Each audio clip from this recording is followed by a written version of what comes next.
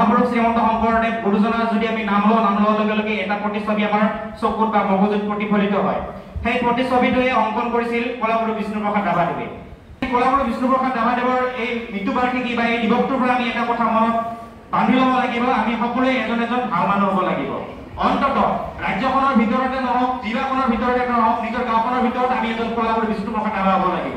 কলাগুৰু বিষ্ণুপ্ৰসাদ ৰাভা এনেকুৱা এজন ব্যক্তিত্ব আছিল, তেখেতে অকলে কেতিয়াও কলাগুৰু বিষ্ণুপ্ৰসাদ ৰাভা হ'ব বিচৰা নাছিল। তেখেতে সকলোকে হাতত ধৰি একেলগে আগুৱাই লৈ যাই বিষ্ণুপ্ৰসাদ ৰাভা হ'ব খুজিছিলে। সংস্কৃতিৰ প্ৰতি এনেকুৱা এটা অৱদান, তেখেতে সেই সংস্কৃতিটোক বিশ্বৰ ভিতৰতে চিনাকি কৰি দিব বিচাৰিছিলে।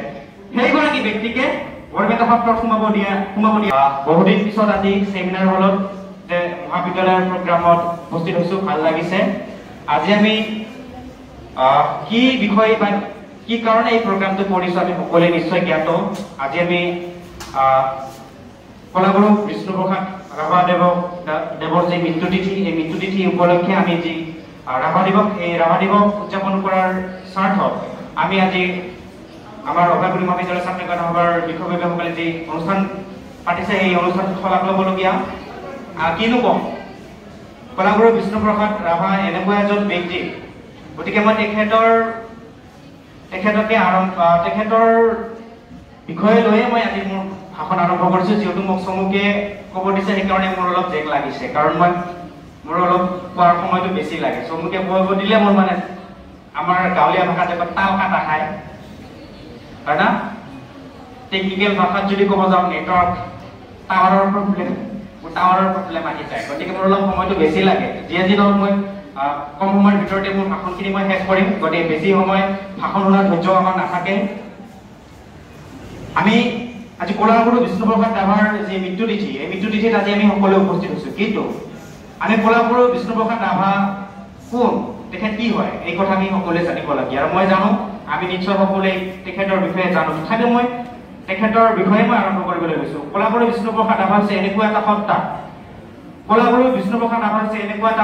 তেখেত স্বাধীনতা সংগ্ৰামত তেখেতে অংশগ্ৰহণ কৰিছিল, স্বাধীনতা সংগ্ৰামী।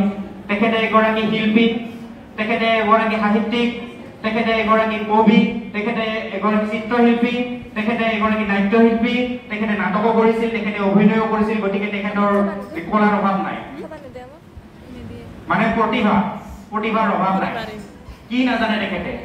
আজি মহাপুৰুষ শ্ৰীমন্ত শংকৰদেৱ গুৰুজনাক আমি সকলোৱে চিনি পাওঁ।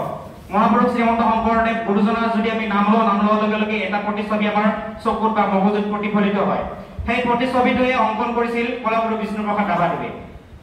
তেখেতৰ সেই প্ৰতিচ্ছবিটো কপি কৰি পেলাই, আমাৰ আজি ভাষাত কপি কৰিলে সহজে বুজি পাব ন, কপি কৰি পেলাই আজি তেখেতৰ ছবি অংকন কৰে, যাৰ পৰিপ্ৰেক্ষিতত আমি যদি কলাগুৰু মহাপুৰুষ শ্ৰীমন্ত শংকৰদেৱ গুৰুজনাৰ নাম লওঁ, সেই ছবিটো আমি দেখা পোৱাৰ সৌভাগ্য হৈছে। তেখেত এনেকুৱা এজন শিল্পী আছিলে, তেখেত ফেমাছ হৈছিলে। ভগৱান শিৱে যে নৃত্য কৰিছিল, তাণ্ডৱ নৃত্য তেখেতে বহুত ফেমাছ আছিলে। এই তাণ্ডৱ নৃত্য প্ৰদৰ্শন কৰিয়ে তেখেতে যি কলাগুৰু যি তেখেতৰ উপাধি, সেই উপাধিটো তাৰ পৰাই আহিছিলে। তেখেত এনেকুৱা এজন ব্যক্তি আছিলে, তেখেত স্বাধীনতা সংগ্ৰামীও আছিলে। ছাত্ৰ অৱস্থাৰ পৰাই স্বাধীনতা সংগ্ৰামখনত জপিয়াই পৰিছিলে, যাৰ ফলত তেখেতৰ শিক্ষাটো কমপ্লিট নহল, কাৰণ ব্ৰিটিছৰ বিৰুদ্ধে যুঁজিছিল নহয়। তেখেত এনেকুৱা এজন ছাত্ৰ আছিলে, একদম চোকা। আমি যে মেৰিট বুলি কওঁ, হাই মেৰিট, ভাল ষ্টুডেণ্ট, পাৰ্চেণ্টেজ বহুত আছিলে। তেতিয়াৰ সময়তে জিলা ভিত্তিকত প্ৰথম ৰেংক পাইছিলে মেট্ৰিকত। তাৰপিছত তেখেতে কলিকতালৈ যেতিয়াতো আমাৰ অসমত এনেকুৱা পৰিস্থিতি নাছিলে, আমি যে হাই ছেকেণ্ডাৰী বা কলেজ পঢ়িম, কলিকতালৈ যাব লাগিব। ছায়েন্সৰ ষ্টুডেণ্ট, ছায়েন্সৰ ছাত্ৰ আছিলে, হয়নে? কলিকতাত গ'ল, এই ব্ৰিটিছৰ বিৰুদ্ধে যুঁজিব গৈ তাৰে পৰা খেদা খাল, তাতে থাকিব নোৱাৰিলে। কলিকতাৰ পৰা আহি কোচবিহাৰত এডমিশ্যন ল'লে। কোচবিহাৰতো এনেকুৱা পৰিস্থিতি হ'ল, তাতে এদিনাখন ব্ৰিটিছ আৰু কোচবিহাৰৰ ৰজানে সেনাপতি, মোৰ ভালকে মনত নাই, তেখেত দুয়ো একেলগে কৰবাত গৈ আছিলে। তেতিয়া চিষ্টেমটো বা তেতিয়াৰ নিয়মটো এনেকুৱা আছিলে, যদি ৰাস্তাইদি ব্ৰিটিছৰ কোনোবা বিষয়া বা সেনেকুৱা ৰাজ পৰিয়ালৰ যদি কোনোবা বিষয়া যায়, তেতিয়াহ'লে তেখেতসকলে যোৱা সময়খিনিত আমি মূৰ ডাউন কৰিব লাগে, আমি মূৰ দোৱাব লাগে। কিন্তু বিষ্ণুপ্ৰসাদ ৰাভাদেৱে তেনেকুৱা নাছিল, মূৰ ডাউন কৰা নাছিল, যাৰ বাবে তেখেতক বেয়া ব্যৱহাৰ কৰিছিল। আৰু সেই বেয়া ব্যৱহাৰ দেখিয়ে তেখেতে যি ব্ৰিটিছৰ যি যেতিয়া অফিচ থাকে ন কাৰ্যালয় থাকে আমাৰ যেনেকুৱা অভয়াপুৰীৰ আমি এছডি অফিচ বুলি ক'লেও চিনিব ধৰা এনেকুৱা ব্ৰিটিছৰ এছডি অফিচ সেই অফিচৰ সন্মুখত তেখেতে পোষ্টাৰ আনি আহিছিলে পোষ্টাৰটোত এই কথাটো লিখা আছিলে দেশে দুটি পাঠা আছে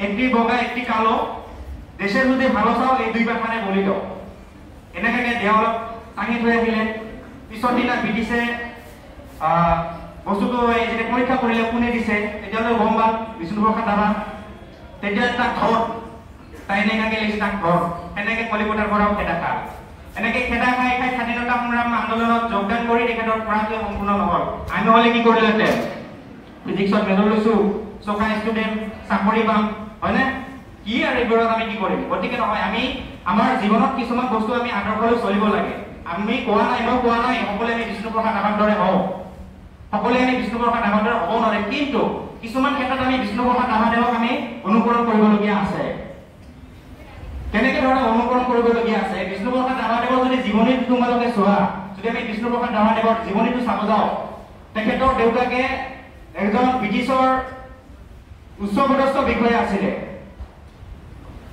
দৰমহা বহুত আছিলে তেখেতৰ নামত 2500 বিঘা মাটি আছিলে ভাবিব পাৰা 2500 বিঘা সেই 2500 বিঘা মাটি তেখেতে কি কৰিলে গোটেই কৃষকক দান কৰি দিলে আমাৰ সমাজৰ যিখিনি সাধাৰণ মানুহ আছে দুখীয়া মানুহ আছে কৃষক আছে সেই মানুহখিনিক দান কৰি দিলে বোলে সকলোৱে খাও সকলোৱে সমানভাৱে আগবাঢ়িব লাগে কলাগুৰু বিষ্ণুপ্ৰসাদ ৰাভা এনেকুৱা এজন ব্যক্তিত্ব আছিল তেখেতে অকলে কেতিয়াও কলাগুৰু বিষ্ণুপ্ৰসাদ ৰাভা হ'ব বিচৰা নাছিল তেখেতে সকলোকে হাতত ধৰি একেলগে আগুৱাই লৈ যাই বিষ্ণুপ্ৰসাদ ৰাভা হ'ব বুজিছিলে গতিকে মই অনুৰোধ জনাইছো সকলোকে আমি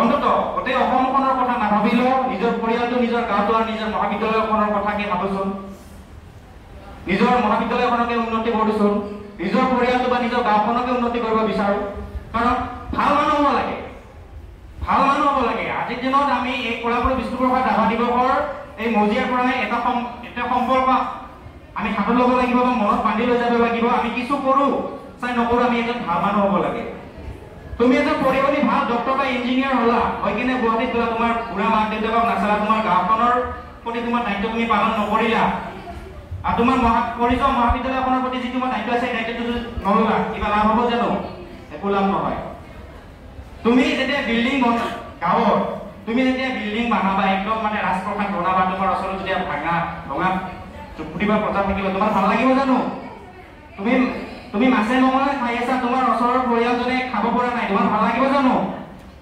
গতিকে বিষ্ণুপ্ৰসাদ ৰাভাদেৱৰ নিচিনাকে 2500 বিঘা মাটি বা মোৰ যি 5 বিঘা মাটি আছে বেলেগক দান কৰিব নালাগে কিন্তু কিছুমান ক্ষেত্ৰত মই যদি ভাল চাকৰি কৰোঁ ওচৰৰ দুটা ল'ৰা ছোৱালীৰ মই দায়িত্ব ল'ব পাৰোঁ নে নাই মই এই দায়িত্ব ল'ব পৰা একদম সম্পূৰ্ণ দায়িত্ব লোৱা এটলিষ্ট ডিগ্ৰী খৰচটো ল'ব পাৰোঁ ডিগ্ৰীত কিমান খৰচ আহিব গতিকে আমি আজি কলাগুৰু বিষ্ণুপ্ৰসাদ ৰাভাদেৱৰ এই মৃত্যু বাৰ্ষিকী বা এই দিৱসটোৰ পৰা আমি এটা কথা মনত বান্ধি ল'ব লাগিব আমি সকলোৱে এজন ভাল মানুহ হ'ব লাগিব অন্তত ৰাজ্যখনৰ ভিতৰতে নহওক জিলাখনৰ ভিতৰতে নহওক নিজৰ গাঁওখনৰ ভিতৰত আমি এজন কলাগুৰু বিষ্ণুপ্ৰসাদ ৰাভা হ'ব লাগিব এই আমাৰ ছাত্ৰ ছাত্ৰীসকল আৰু যে বেয়া বেমাৰ আছে এই এডমিশ্যনৰ সময়ত আমাৰতো দিনে ৰাতি ফোন আহি থাকে কল বেক কাৰোবাক কৰিব পাৰোঁ কাৰোবাক নোৱাৰোঁ বিজি থাকোঁ এনেকুৱা হয় মেছেজ দিয়ে দাদা মোৰ এনেকুৱা আছিলে পাৰ্চেণ্টেজ মানুহটো কৰি দিবচোন আৰে বাবা মই ফোনতে সময় দিব পৰা নাই তোমাক মই হোৱাটছআপৰ মেছেজটো মই কেনেকৈ দিম হোৱাটছআপৰ মেছেজটো মই কেনেকৈ তোমাক ৰিপ্লাই কৰিম